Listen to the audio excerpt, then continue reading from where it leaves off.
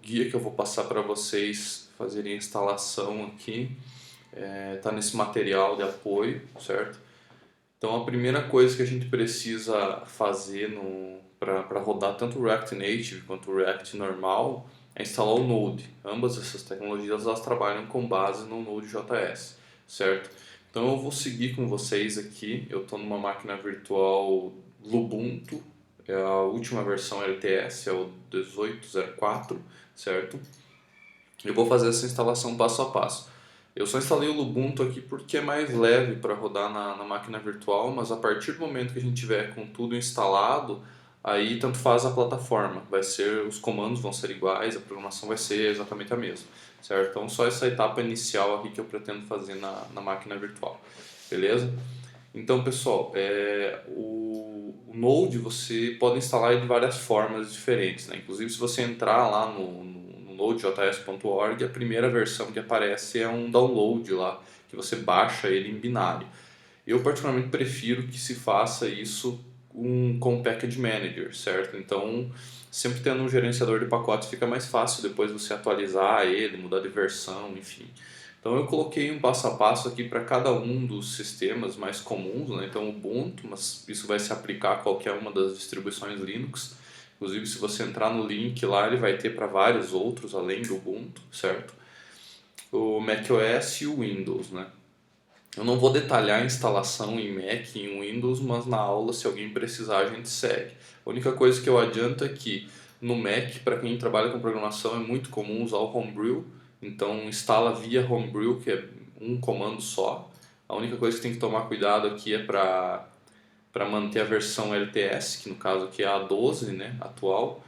E no Windows a instalação é feita pelo Chocolate, certo? Eu particularmente nunca utilizei, não costumo programar em Windows, mas lendo a documentação lá dá para ver que é bem tranquilo, né? Então você instala o Chocolate e usa o comando dele mesmo para instalar a versão LTS do Node, certo? Então quanto a isso a gente verifica durante a aula se alguém precisar, beleza? Vamos direto ao Ubuntu aqui. Então eu deixei o link do guia, caso alguém precise, né? Mas os comandos eles estão aqui. Então eu vou copiar um por um. Deixa eu abrir um terminal aqui.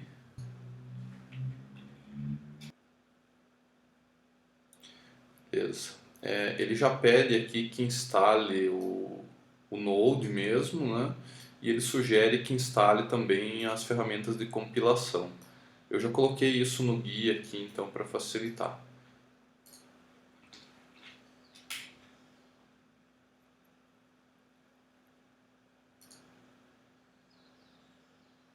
Nesse caso, pessoal, no Ubuntu aqui ele não precisa especificar a versão no comando, tá? Porque eu já peguei lá da parte 12.x do guia deles. Então ele já está vindo do repositório certo. Beleza? A parte de instalação das ferramentas de compilação, eu gosto de instalar sempre porque quando você precisar de algum módulo nativo, ele vai precisar do GCC, do G++, enfim.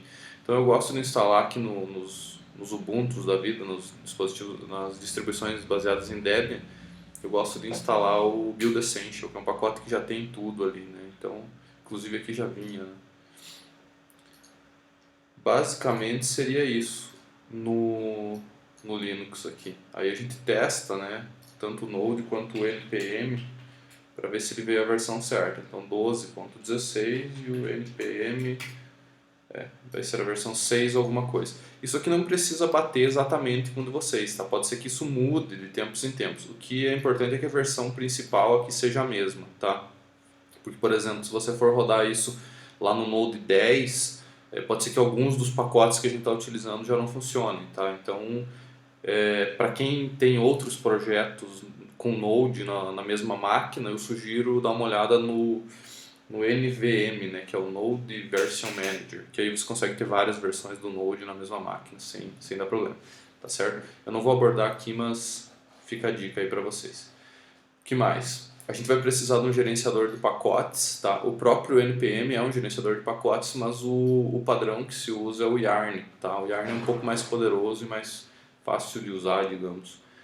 Então, sempre instalem a versão estável dele, tá? Tem o link aqui de onde eu retirei os comandos, mas eu já deixei tudo passo a passo também para facilitar. Então, no Ubuntu, no macOS e no Windows, o processo é parecido com instalar o Node, né?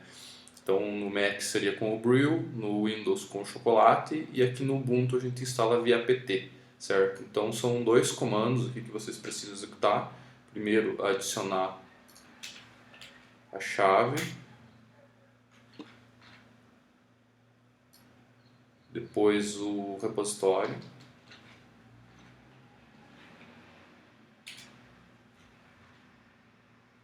aí um apt-get update e depois o install, né? Eu vou executar todos de uma vez aqui.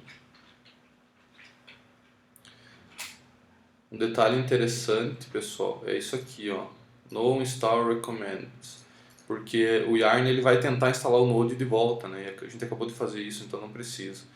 No Mac também você tem que ignorar as dependências, senão ele vai tentar instalar de novo. Só no Windows que ele acha sozinho. Certo, pessoal? Então, instalado o Yarn aqui, o próximo passo é você fazer a configuração do Global Path dele, para que todos os módulos que você instale globais, eles fiquem visíveis em todo o terminal, tá? Então, o que vocês precisam fazer é copiar essa linha aqui, o Export Path, e colar dentro do arquivo que é carregado com o teu terminal, tá? Isso muda de sistema para sistema, pode ser o Bash RC, pode ser o Bash Profile, ponto .profile ou o Z-Shell ali, né, que usa o arquivo dele mesmo.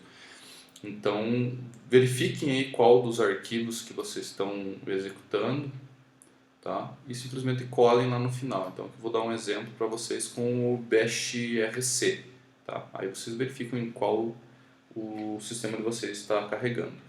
Vou usar o nano aqui mesmo, estou na minha pasta home, tá? .bash rc, certo?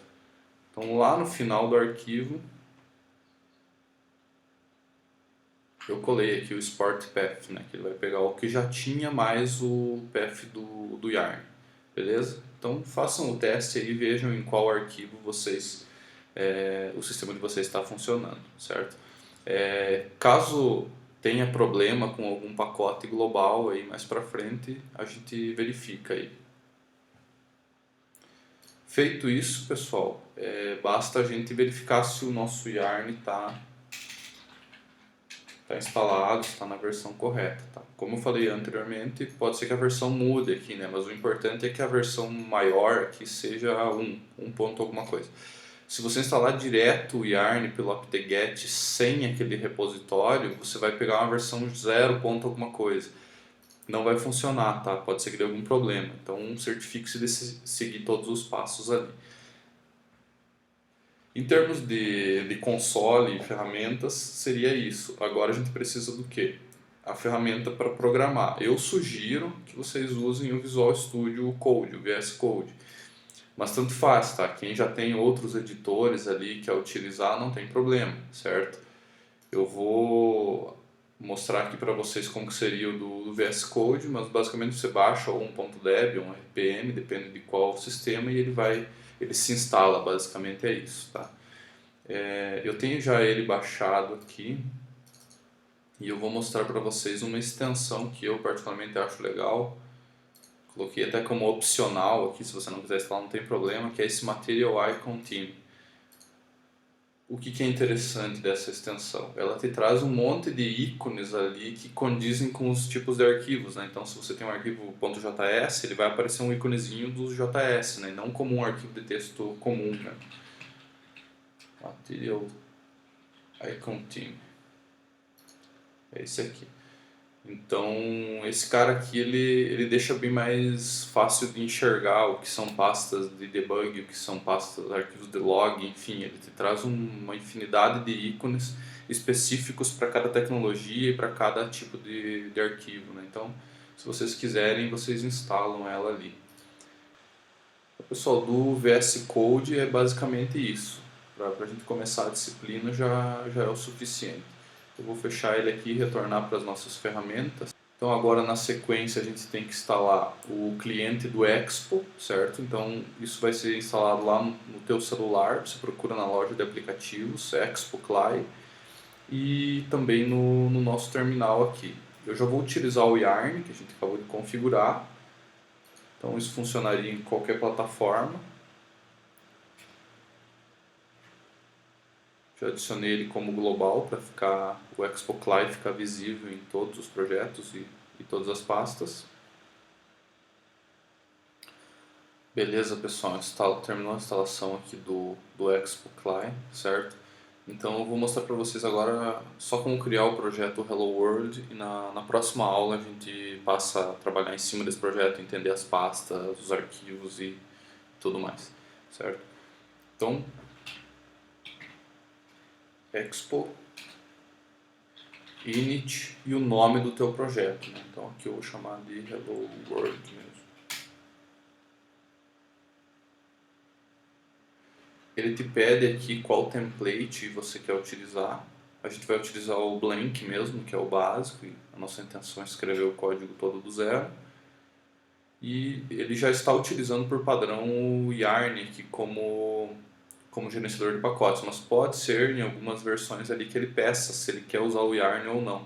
Aí só dá um yes ali para ele usar o Yarn.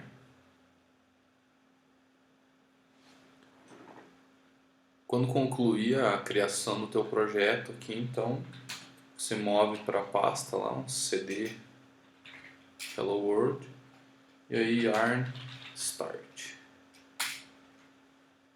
Então isso vai chamar o próprio Expo Start, que vai inicializar o teu projeto.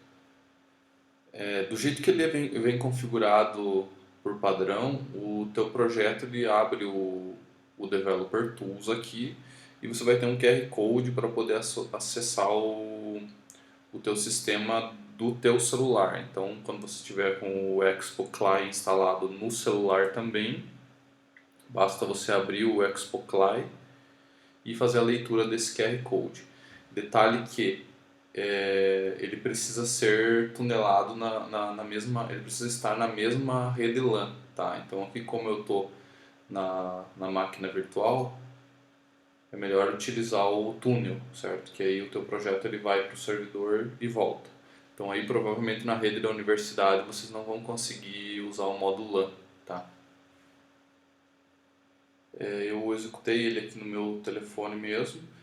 No Android você vai precisar abrir o aplicativo do Expo e ler o QR Code, e no iOS você usa a própria câmera do telefone, lê aquele QR Code e ele direciona para o Expo, certo?